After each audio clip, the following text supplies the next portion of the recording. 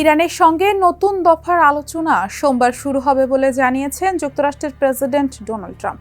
তবে সম্ভাব্য কোনো চুক্তির জন্য নির্দিষ্ট সময়সীমা নির্ধারণে অনীহা প্রকাশ করেছেন তিনি। একই সঙ্গে যুদ্ধের পরিবর্তে কূটনৈতিক সমাধানকে অগ্রাধিকার দিয়ে ট্রাম্প বলেছেন, আমি মানুষ হত্যা করতে চাই না।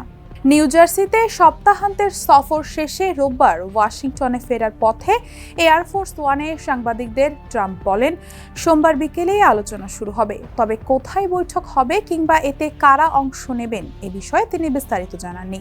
চুক্তির জন্য কোনো সময়সীমা নির্ধারণ করা হয়েছে কিনা এমন প্রশ্নের জবাবে ট্রাম্প বলেন, তিনি যুদ্ধ নয় সমঝোতাকেই অগ্রাধিকার দিতে চান।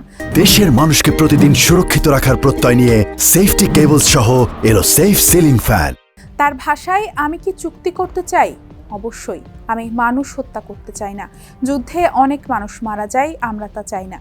এর আগে শনিবার নিজের সামাজিক যোগাযোগ মাধ্যম ট্রুথ সোশ্যালে ট্রাম্প দাবি করেন, ইরান ও মধ্যপ্রাচ্যের কয়েকটি দেশ একটি সমঝোতা চূড়ান্ত করার জন্য সময় চেয়েছে। তার ভাষ্য, সম্ভাব্য চুক্তির মাধ্যমে হরমুজ প্রণালী দ্রুত, সম্পূর্ণ ও নিঃশর্তভাবে খুলে দেওয়া হবে এবং ইরানের পারমাণবিক কর্মসূচি নিয়ে যুক্তরাষ্ট্রের উদ্বেগেরও অবসান ঘটবে।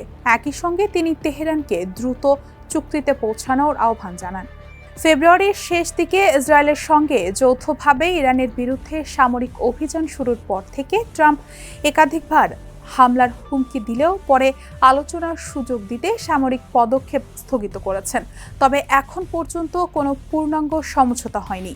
এদিকে ইরানের রাষ্ট্রীয় গণমাধ্যম জানিয়েছে, দেশটির পররাষ্ট্রমন্ত্রী আব্বাস আরাকচি রোববার সৌদি আরবের পররাষ্ট্রমন্ত্রী প্রিন্স ফয়সাল বিন ফারহান এবং পাকিস্তানের সেনাপ্রধান জেনারেল আসিম মুনিরের সঙ্গে টেলিফোনে কূটনৈতিক প্রচেষ্টা নিয়ে আলোচনা করেছেন। অন্যদিকে ইসরায়েলের জ্বালানি মন্ত্রী ও দেশটির নিরাপত্তা মন্ত্রিসভার সদস্য এলি কোহেন বলেছেন, মধ্যপ্রাচ্যের পরিস্থিতি নিয়ে যুক্তরাষ্ট্র ও ইসরায়েলের মধ্যে ঘনিষ্ঠ নিরাপত্তা ও গোয়েন্দা সমন্বয় রয়েছে। তিনি সতর্ক করে বলেন, কোনো চুক্তি হোক বা না হোক, ইরান যদি আবার পারমাণবিক কর্মসূচি বা ব্যালিস্টিক ক্ষেপণাস্ত্র কর্মসূচি এগিয়ে নেওয়ার চেষ্টা করে, তাহলে ইসরায়েল ব্যবস্থা নেবে।